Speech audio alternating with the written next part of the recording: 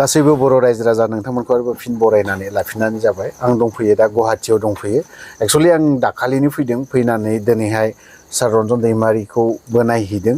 लोगोसे जों बिथां गहपुरनि ex-NDFB बि राजा होननानै बुङो बयबो मिथियो बिथाङाबो मोनसे इउटुब चेनेल दं नोंथांमोना आंनि चेनेलखौ जायफ्रा फल' खालामनाय बिथांनि चेनेलखौबो फल' खालामनो हागोन बिथांनि चेनेलनि नामखौ एसे खोन्थायोबा मोजां जागोन गुफुर बियार चेनेल बेखौ बे गहपुर बियार चेनेलखौ नोंथांमोना फल' खालामनो हागोन बिथांनियावबो चेनेला हारिनि बारै माखासे खोथा गोबां खोथा फोरमायो बा आरो खोन्थायो बा बिनि चेनेलावबो हाबना नायोब्ला नोंथांमोना मोनथिगोन दा फैदो बिदिब्ला गुबै थांखियाव गुबै खोथायाव सावरायग्रोनानै लानि दिनैहाय जोङो बिश्वनाथ सारियालि बा गहपुर मोननै डिस्ट्रिक्टआव जों NDFBआ खोनानो मोन्दों नोंथांमोननि खुगानिफ्रायबो आं खोनानो मोन्दों दिनैसिमबो सोरबा सोरबाया केसनि सोमोन्दै जोंनि BTCनि दैदेनगिरिफ्रा केस जोबदों बा केसआ उइद्र' जादों होननानै बुंदों आरो जादोंबो कयेकजना ओमफ्राय दिनै गहपुर बा बिश्वनाथ सारियालि बेफोरबायदिनि ex-NDFBनि सेंग्राफ्रा वारेन्ट फैगासिनो दङ दिनै वारेन्ट मानो थाखाय फैफिनदों नोंथाङा एसे खेंफोरथिखौ होनो हागोन नामा दा बे केस बांसिन थानायखौ रायलायोबा माने जों लिडारफोरखौबो बुंनो गोनां जायो आरो बुङाबाबो जायो बिटिआर एकर्डआव जायफोर सेंग्राफ्रा नाम हरदों फ्राय बाहागोआव जाय मानसिया मोनब्रै फेक्सनाव लिस्ट हरदों आरो जायफोर थांदों बे जायफ्रा पाब्लिक जानानैनो नामखौ हरदों बिसोरनाव बोरै केस थानो बे जायफ्रा माने सोरबाया 10 बोसोर मावबाय सोरबाया 5 बोसोर मावबाय सोरबाया न'खरनि थाखाय सोरबाया बिदा फंबायनि थाखाय सोरबा गावनि देहानि थाखाय बेबायदि माबानानै माखासे समाव सोरबा सारेन्डार जाबाय बै समाव 5 बोसोर मावनाय बोसोरनै मावनाय बोसोरसे मावनाय जाय बिथांमोननि मुङाव केस आरो बै समाव बिथांमोना जुदि आफादनि खामानिखौ मावाबा अबेबा बांलादेशआव केम्प खालायनाय समाव जानायनि अभाब जागौमोन अबेबा बांलादेशआव थानाय माबायाव भुटानाव थानाय म्यानमाराव थानाय गुबुन गुबुन जायगायाव थानायफ्रा बे फिल्डआव थानाय मानसिफ्रा जिखुनु जाया अबेबा जुदि कालेक्सन खालायनो थांनायाव अबेबा डनेसन बिनो थांनायाव जिखुनु जाया समाव जायफोरनि नामखौ सरकारा सोरबाया फोरमायना होबाय बिथांमोननि नामाव केसखौ एन्ट्रि खालामनानै दोनबाय सोरबाया माने नंथारैखौबो नंगौ होननानै माबाबाय बेबायदि समाव दिनै केसआ बुङोब्ला जों दा बेखौ मा खालामनांगोन बिटिआर एकर्डखौ जोङो बुङोब्ला माने गासैखौ बुंनो गोनां जायो जेब्ला बिटिआर एकर्डखौ NDFB फेमिलि होननाय लोगो लोगो गासैबो गोग्लैदोंमोन नाथाय जों दिनै नुबाय बै समनि सिनियरफोर जायफोर आफाद बहुत खस्थ' मावनानै सोरबाया न'फोरखौनो सोरबाया ग्रेनेड होजाबाय सोरबाया न'नि बिदा फंबाय हमना लांजाबाय सोरबाया न'खरफोरखौ माने एकदम पुलिसफोरजों बा आर्मिफोरजों जिखुनु जाया डिस्टार्ब खालायनानै मेन्टेलि टर्चार होनानै जायफ्रा माने न'खरनि बिदा फंबाय गामिनि रायजो राजा माबा मोनसे साननानै सानस्लाबनो हाया अबेबा समाव सोरबाया सारेन्डार जाबाय दा बियो 10 बोसोर 12 बोसोर 5 बोसोर मावनायावनो ओरैबायदि खामानि मावदों अबेबा खामानि मावथ'यैखौबो मावनो गोनां जाबाय बेबायदि समाव सोरबाया केसआ रोखा जानानै थाबाय सोरबाया जेलबो जाबाय दा बै बिथांमोनहा दिनैसिमबो केसआ बिटिआर एकर्डजों बिटिआर एकर्डनि माबाजों बे दफाजों बिथांमोननि केसआ बोखारजागोन ना सरकारनि सायाव बोखारजागोन दा ओरैबायदि मोनसे जों नुबाय जाय मानसिफ्रा NDFBआव हाबनानै गावनि थांना थानायाव माने मोनसे माने सुनि ग्रह'सो सोनानै लानाय बायदि जों नुबाय आरो दिनै जायहा गथ' गथाय दं गथ' गथाय गोनांफ्रा दिनै जों खोनाबाय बेंगालरनो सोरबा मेघालयनो सोरबा गुबुन गुबुन जायगायाव खारनानै थानो गोनां जाबाय दा बैफोरनि गथ' गथायफ्रा ओरैबायदि दा असान्थि जायफ्रा रुजु रुमु खेथि मावनानै बिजनेस मावनानै जायफोर न'आव मावै दाङै जादोंमोन दा बै बिथांमोनहाबो दिनै न' गारनानै गथ' गथाय गारनानै दा ओरैबायदि बे गथ' गथाय हिनजावफ्रा अभाब जानानै दं न'आवनो जुदि हौवाया गैलाबा अबावबा खारना दंबा बेनि थाखायनो आङो आसा खालामो बिटिआर एकर्डआव मोजांबाबो गाज्रिबाबो गासिबो फुराना गोदान खोथा गैया जिखुनु जाया NDFBनि जेरै फेमिलि मोनसे बेहाय बुंदोंमोन बेबायदिनो सोरबाया माबा मोनसे सारेन्डार जादोंबाबो सोरबाया माबा मोनसे हरखाबाव खारनानै सारेन्डार जादोंबाबो बिथांमोननि केसाबो जोबफानांगौखौ आं बेखौ आसा खालामो आरो दा नुनो मोनदों दे दा जोंनि ex-NDFBफ्रा दिनैहाय गुवाहाटि बायदियाव गोबाङानो केस जानानै सोरबाया दिनै गावनि फेमिलिजों नुजाहैनो हायाखै वारेन्ट फैनानै बावहाय नोंथाङा मा बुंनो सानो दा मा जाहैबाय गथ' गथायजों दिनै नुजानो हाला न'आव थानाय मोनबा दिनै बे बेफार मावनानै जानो हागौमोन हौवा हिन्जाव माबा मोनसे सावरायलायनानै माबा मोनसे खेथि बाथि मावनो हागौमोन दिनै हिन्जावा आलदा गथ'आ आलदा बिदि जाबाय दा गथ'फोराबो फरायनायनि माखासे जेंना फैबाय न'खरनिबो जेंना थाबाय माने जेरैबो जेंना ओमफ्राय आं मोनसे खावलायो माने आं गाज्रि मोनसे गोसोआव साननानै बुङाखै जेरै लेखा गोरों मानसिया लिरनो स्पेलिं होनो बानान होनो जाय मानसिया रोंखायो बे थैजासिमबो रोंलांगोन ओमफ्राय दिनैनि समाव बर' लिडारफोरनि खोथाखौ लानानै दिनै साफ्रोमबो NDFBआ जेरै हालेवनो गोरोङा हालेवनो रोंखायो दा बेबायदि जुदि मेन्टेलि टर्चार होबाय थायोब्ला बैबायदि मानसिफ्रा जुदि गावनि रोंनाय माखासे हाबाखौ जुदि लबार गावनो गोरोङा जुदि लबारखौ गावफिनोब्ला सोरबाया लावथि सैनो गोरोङा लावथि सैफिनोब्ला अब्लाथ' बे थासारिया माने बहुद गाज्रि जाहैगोन जुदि दिनै सासेया खारनांबाय गाबोन बे सासेया खारनांबाय बिदिनो खारै खारनानै सानसे समाव माने बर'फोरनि गेजेराव माने गाज्रि मोनसे दुंहाव थासारि माने जों बेबायदिखौ जों नुहुरनायखौ जों नुयो आरो बिनि थाखायनो बिदिखौ जों जानाङा सानो माने बेबायदि जुदि सरकारा नारसिनबाय थायोब्ला बर' हारिनि गेजेराव माबा मोनसे गाज्रि साननो गोनांखौ जों नुनो थांनो हागौ नामा बिनि थाखायनो बेफोरबायदि दाजाथोंसै साननानै आसा खालामो आरो दा जिहेतु दिनैहाय जों नोंबो दिनैहाय सारखौ लोगो हमहैबाय जिहेतु जों सासे मानसिनिफ्राय मोनसे केसनि सोमोन्दै NIA जायफ्रा केस नांना फैदों आं खोनानानै आं गावखौ गिख्रंदों माने सोमोनांदों आरोखि सोरबाया दिनै NIA केस नांनानै जोंनि बावहाय 53 ना 57 बेफोरबायदि दङ NIA नांनाय बिथांमोननि लाइफआ मा जागोन दा जों बेफोरनि केसखौ जुदि नायोब्ला होनबाथ' बिथांमोननि केसा बिराद गिदिर जेरैबायदि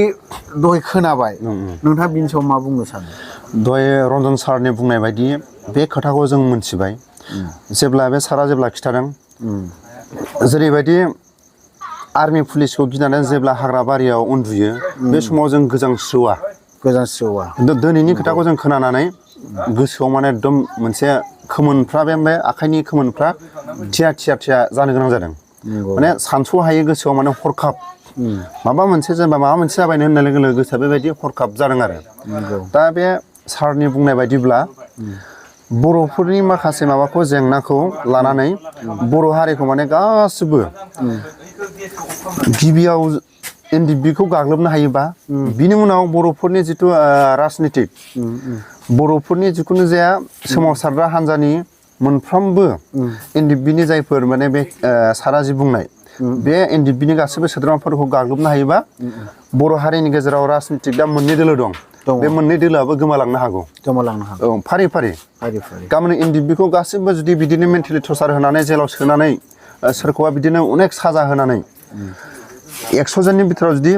मोजां मानसि जुदि 50 जनखौ जेलाव सोयोब्ला बा बैसोरनि गथ' गथाया बर' हारिखौ 50 जन न'खरखौ जुदि असान्ति खालायनाया जोंनि थाखाय लाजिथावना अब्ला मा जाहैगोन जाय बिथांमोनखौ जेलाव दोननानै सोरखौबा केसाव दोननानै जिखुनु जाया समाव बिथांमोनखौ मेन्टेलि टर्चार होनानै देरहाखांनायनि उनाव बर'फोरनि राजनितिकआ माने सरकारा मोनसे बिसोरखौ जेरै मोनफ्रोमबो सरकारनि माने जिथु सोरबा CID आनो जा सोरबा IB आनो जा जिखुनु जाया गुबुन डिपार्टमेन्टआनो जा बे जिखुनु जाया इन्डियानि गभर्नमेन्टनि आन्दारावखा अब्ला गभर्नमेन्ट मावनो हायै बिथांमोनखौ गभर्नमेन्टआसो बिसोरखौ इसु खालायदों नोंथांमोना जिखुनु जाया समाव दबथायनांगौ जिखुनु जाया थासारियाव बर'फोरनि जिखुनु जाया माखासे जेंनाखौ नोंथांमोना जेरै हायो ओरै माने नोंथांमोना माखासे दाय होनानै बिथांमोनखौ गिख्रं होनानै बर'फोरनि साननाय बायदि माखासे फैमाल खालायनांगौ बर'फोरनि साननायखौ आसा खन्दा खालायनांगौ बेबायदिखौ खालायनाया माने जाय भारत सरकारा बा आसामनि बे जिखुनु जाया दैदेनगिरिफ्रा जोंखौ नायनो हायै हारिया बामोन गुस्थिनि माहारिया बर' हारिखौ बिसोरो साननाय दंखायो दे बर' हारिखौ जुदि जेरै बै समाव बर'फोरखौ माने हाथाय बाजाराव बर' दख'ना गानोब्ला जिखुनु जाया बर' कलेजाव थांनाय सेंग्रा बै समनि थासारिखौ माने जों लाबोफिनबाय थानायखौ नुदों आरो दा आं बेखौनो बुंदों दाखालि बुंदों जोंनि बर' हारिखौ थाव गोथां फुननानै लावथि सिवरजों बुनोल' बाखिसै रायजो राजानि मेगनाव ओरैबायदि माने बर' हारिनि माखासे बिर जोहोलावफोरखौ जेरैबायदि हासथि होदों एनडिएफबि जिखुनु जाया एनडिएफबिनि बिर जोहोलावफ्रा बर'फोरनि जिखुनु जाया जेंनायाव माने आं दिनै फंसे बाथ्राखौ आं सोसननो नागिरदों दिखियाजुलि बायदियाव सानसे समाव ओरैबायदि माने आसाम पुलिस सिआरपि फरेस्टखौ लानानै जेब्ला बर'फोरनि न'खौ दंस' खालायदों बै समाव नोंथांनि चेनेलखौ जि अफ्रि दैमारि बे चेनेलखौ जाय नायग्रा बिथांमोना मोनथिनो हागोन जेब्ला जों न' सावनो फैयो बे समाव जों गावनि जिउआव बहा दं आफादनि बेनारखौ लानानै आफादनि जों हाथियारखौ लानानै नाथाय जोङो सोरबा सरकारनि मानसिखौ गावनो होना सिलायखौ लायाखैमोन नंगौ नाथाय बर'फोरनि न' बांखौ सावनायनि उनाव जोंनि बिदा फंबाय जोंनि बिमा बिफा जोंनि जाथि खुरमानि न'खौ जोंनो सावनानै थांबायबा अब्लाबो जों बिथांमोननि सायाव जों माखासे थैथां नांनो होननानै जों सानसे समाव जोंथ' होसोबावदोंमोन आं बे समाव माने खारमेन्ट लादोंमोन आं ओमफ्राय आंजों सासे थानाय गथ' अभारनि बे गाजिमारा 30-40 जन मानसिखौ जोङो खारमेन्ट गंसे आरो गाजिमाराजों जोङो होसोलायनो हानाय मोनसे गोहो फैदोंमोन आरोना बेबायदिखौ जुदि एनडिएफबि आफादखौ जोनोम होआलासिनो जुदि थानायमोनब्ला बर'फ्रा बै समावनो आलाय सिलाय गाननाय जोमनाय बर'फोरनि जिखुनु जाया राव हारिमु बेफोर दिनैसिम बे जोंनि थासारियाव फैनाय नङामोन आरो दा जिखुनु जाया समाव जों दा बुंबा दुखु मोननो हागौ बै समाव जेब्ला फरेस्टारफ्रा न' सावो आसाम पुलिसा थांफानानै न' सावो बे समाव सोरबा आबसुनि दैदेनगिरिया बेहाय गसंनानै माथो हैदोंमोन नामा जों मालाबा नुवाखैमोन बै समाव जिखुनु जाया समाव माखासे गसंथेनो गोनां जादोंमोन एनडिएफबिनि बिर जोहोलावफ्रा जिखुनु जाया अफिसियेल माखासे खामानियाव नाङोब्ला नैबेयाव आं माखासे खोथाखौ सोसनबावगोन आबसुआ थिगानो सोमावसारबाय थादों नंगौ ओमफ्राय एनडिएफबिया हाथियार लाना सोमावसारदों बेयाव बहुद फाराग दं सोरबा जोंनि बर' जायगायाव थानानै जायफोर मारवालि बिहारि जिखुनु जाया गुबुन हारिफ्रा बिजनेस मावनाय जोंनि जायगायाव जिखुनु जाया बिसोरो दाम दर खालामनानै माइ दैनि जिखुनु जाया बिजनेसखौ बिसोर दाम खमाव बोखाङो बे समाव जोंनि जायगायाव थानानै नोंथांमोना आफादखौ माबा मोनसे हेफाजाब होगोन नामा होननायाव बिथांमोना हानायखौ एनडिएफबिनो मददबो होदोंमोन बेबायदि समाव जों नुदों दे जेरैबायदि बेफोरबायदिखौ सोरबा 100 जना 100 जननि बिथोराव सोरबाया 50 जना अननानै हरबाय 50 जना आसाम गभर्नमेन्टनि सायाव इनफर्म होबाय बिनि उनाव बर'फोरखौ जिखुनु जाया बिसोरनि बर'फोरनि गेजेराव हाथियार हमग्रा हारिया सिखाव दाखायत खालायो बर'फोरनि जायगायाव बेबायदि होननानै बर'फोरनि जायफोर मुंफोरखौ सोरबा आबसुनि दैदेनगिरियाबो एनडिएफबिनि मुङाव केस होजादों सोरबा रायजो राजाफ्राबो एनडिएफबिनि सासपेक्टआव केस होजादों बेबायदि आसाम सरकारनि माखासे लामा होनायावसो बा आसामिसफोरनि लामा होनायावसो जों बेखौ जों बुजियो आरो बेनि थाखायनो आसा खालामो आङो आबसुनि सोमावसारनाय एनडिएफबिनि सोमावसारनाया बहुद फाराग दा आबसुफ्रा डिसि खरआव थांनानै डिसिनो लाइजाम गांसे होयो बे लाइजामा उदालगुरियाव जुदि उदालगुरियाव आबसुआ जुदि सोमावसारबाय उदालगुरिनि डिसि खरआव हैबाय डिसिनो बे डिसिया गुवाहाटीसिम फाथायहरनो बहुद सम नांगौ आरो बे गुवाहाटी सरकारनिफ्राय दिल्ली सरकारसिम खबर हरनो थाखाय बा दैथायहरनो थाखाय बहुद सम नांगौ आरो बे लाइजामा सहैगोन ना सहैया खुनु जों बेखौ फोथायनो हाया एनडिएफबिया सोरबा गुबुन हारिया जोंनि बर'फोरखौ नंखायफ्ला माखासे खोथा बुंनायाव मालाबा समाव मालाबा एनडिएफबिया माबा मोनसे सावरायनो होननानै सोरबा बिहारि मारवालि जिखुनु जाया जाथिखौ जेब्ला जों सावरायनो होननानै जेब्ला लाङो लोगो लोगो आर्मि पुलिसफ्रा बर'फोरनि सिलाय हमग्रा आफादा लांदों होननानै जिखुनु जाया दिल्लीनिफ्राय लोगो लोगो आसाम सरकाराव बर'फोरनि गेजेराव मानो हाथियार हमग्रा आफादा सोरबा बिहारि मारवालिखौ लांनानै हाजोआव दोनहैदोंनो बे लोगो लोगो दिल्लीयाव सहैयो अब्ला बर'फोरनि गेजेराव माबा मोनसे जेंना जादों नामा बे इनफर्मा लोगो लोगो सहैयो दा बर'फोरनि जायगायावथ' सिलाय हमग्रा हाथियार हमग्रा आफादा सोरबा मारवालि बिहारिखौ गुन्दा बाहिनी खालायनानै थाखा डिमान्ड खालायाखै जोंनि हा हुआव दं जोंनो माबा मोनसे हेफाजाब होनांगौ होननासो बिदोंमोन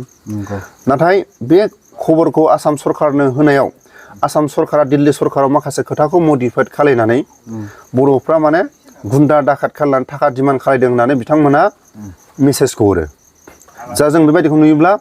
बर'फोरनि जि मेसेजखौ सहैनांगौमोन दिल्लीयाव आसाम सरकारा बेबायदि मेसेजखौ दिल्ली सरकारनो हरा बेबायदियाव जोंनि बर'फोरखौ माने सिखाव दाखात गुन्दा होननानै जोंखौ बर'फोरखौ दिल्ली सरकारा बांसिनै बै समाव मोनथियोमोन नाथाय लासै लासै भारत सरकारनि जिथु बिथांमोननि माखासे माबा थायो दाबि खालायदों जोंनो आसाम सरकारनि मेसेजखौ दैथायहरनायखौ नाङा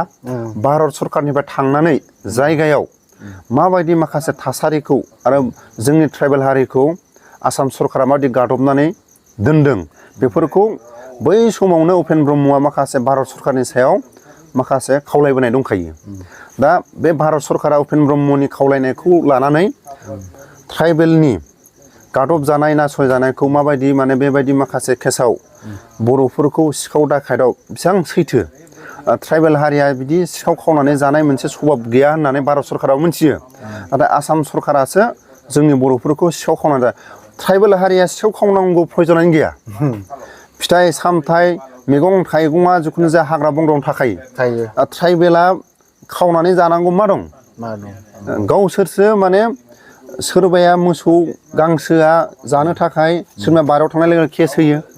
सोरबाया सैमाया मालायनि बे सिलायाव थांबाबो केस होयो ट्राइबेल हारियाथ' बिदि नङा ओंखायनो जोंनि बर' हारिखौ दिनैसिमबो आसाम सरकारा माने नंखायफ्ला माखासे खबर हरो दा जेरैबायदि आलफाया माबा मोनसे खामानि मावबाबो आसाम सरकारा लाखुमानानै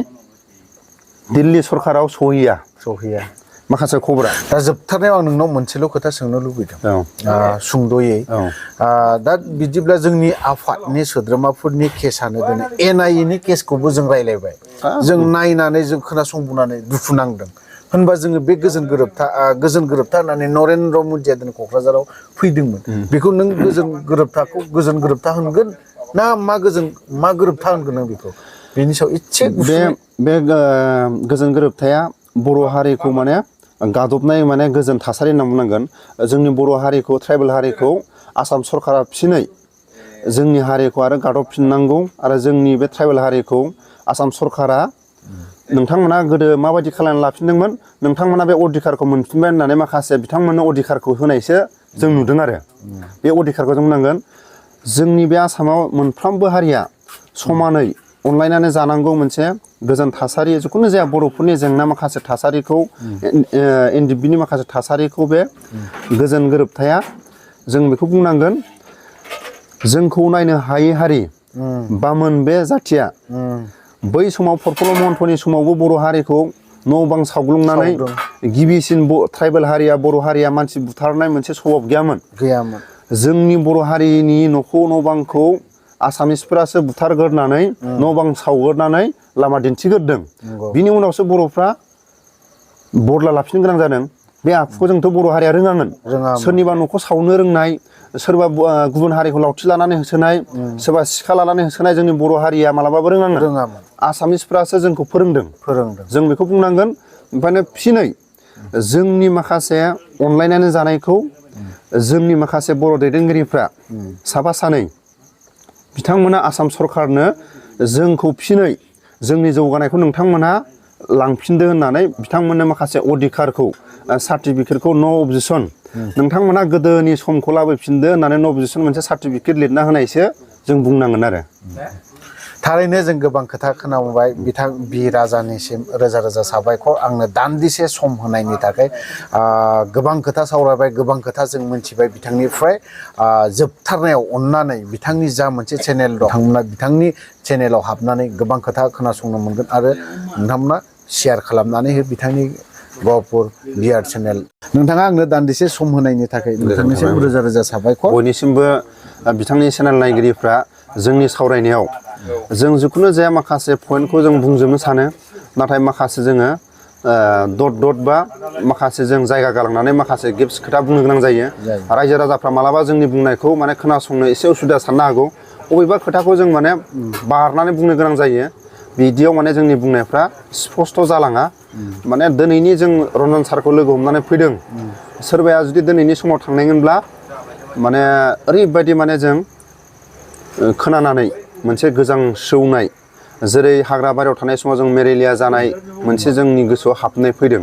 बिनि थाखायनो उननि समाव माखासे खोथाखौ